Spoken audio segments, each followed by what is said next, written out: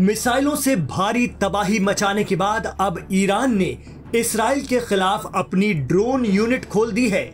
खबर है कि ईरान इस्राइल पर अपने ऑपरेशन ट्रू प्रॉमिस 3 की 9वीं वेव लेकर आ रहा है।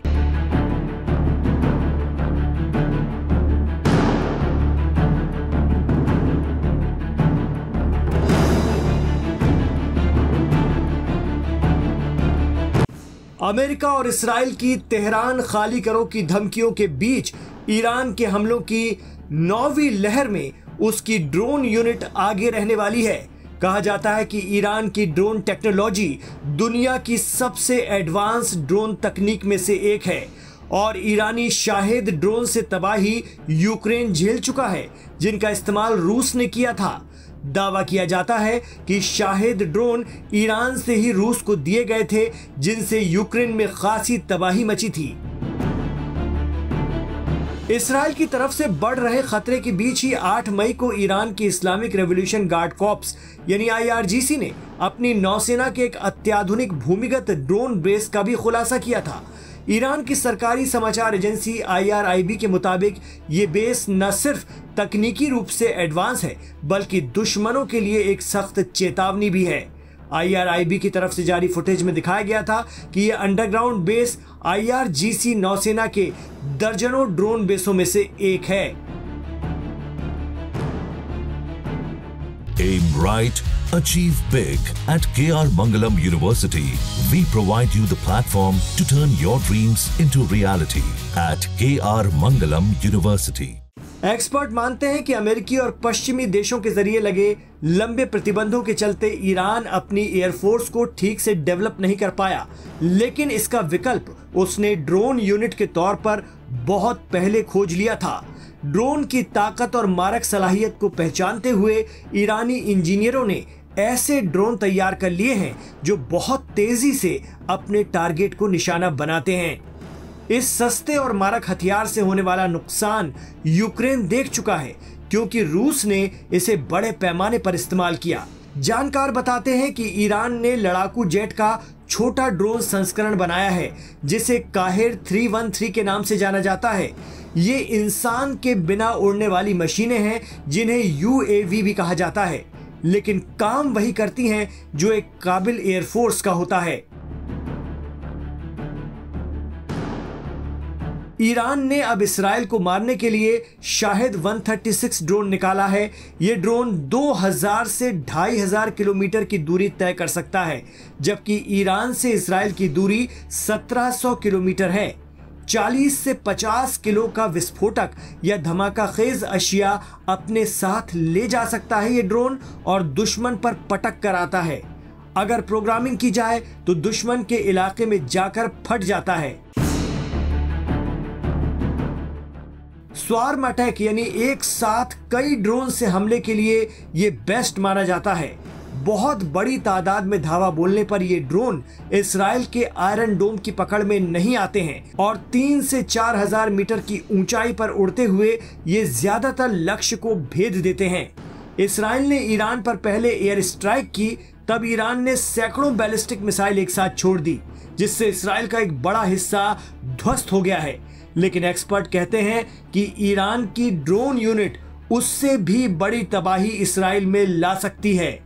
बड़ी बात तो यह है कि ये ड्रोन बहुत सस्ते होते हैं, लेकिन इन्हें रोकने के लिए बने आयरन डोम और दूसरे डिफेंस सिस्टम में एक बार के हमले को रोकने में लाखों डॉलर खर्च होते हैं। यही वजह है कि ईरान के शाहिद और कहर अब इस्राइल पर कहर बरपा सकते हैं।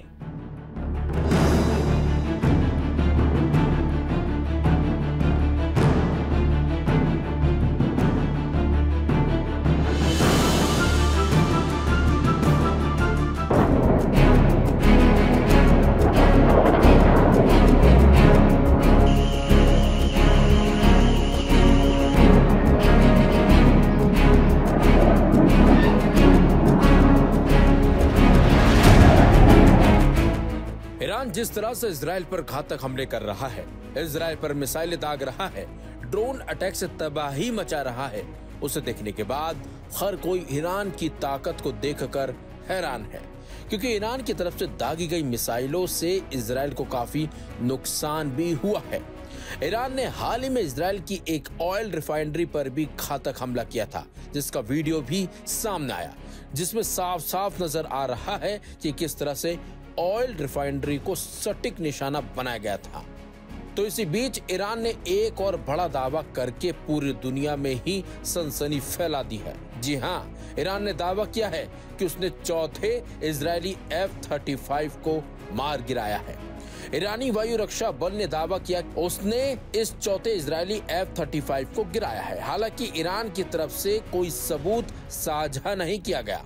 खास बात तो यह है कि इजराइल ने भी किसी नुकसान से इनकार कर दिया है। जहां एक तरफ ईरान इजरायली के फाइटर प्लेन को मार गिराने का दावा कर रहा है, तो दूसरी तरफ इजराइल ने दावा करते हुए कहा है कि उसने 2 ईरानी F-14 को नष्ट कर दिया है। लेकिन ईरान का कहना है कि वो मिसाइलों को बर्बाद करने के लिए बनाए गए थे। यानी कि दोनों ही देश एक दूसरे को भयंकर नुकसान पहुंचाने की बात तो कर रहे हैं, एक दूसरे पर गंभीर आरोप तो लगा रहे हैं, दावे कर रहे हैं, लेकिन सबूतों के नाम पर दोनों ही देशों के पास कुछ भी नहीं है।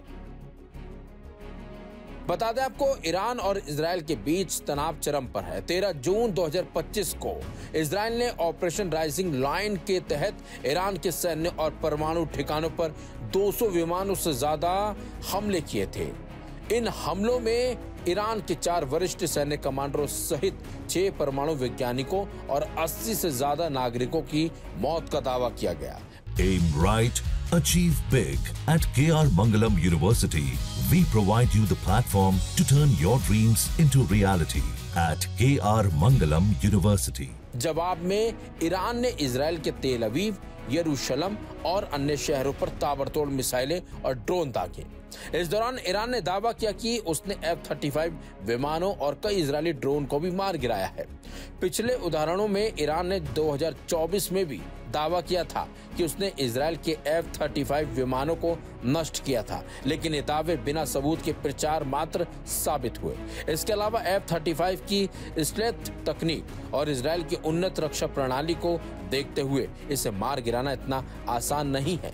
ऐसे में अगर ईरान के दावों में थोड़ी भी सच्चाई है, तो ये इजराइल के साथ साथ अमेरिका की भी टेंशन बढ़ाने वाली बात होगी, क्योंकि कहीं ना कहीं अमेरिका की मदद से ही F-35 इजराइल के पास हैं और इसी वजह से कहीं ना कहीं ये बड़ा झटका अमेरिका के लिए भी होगा।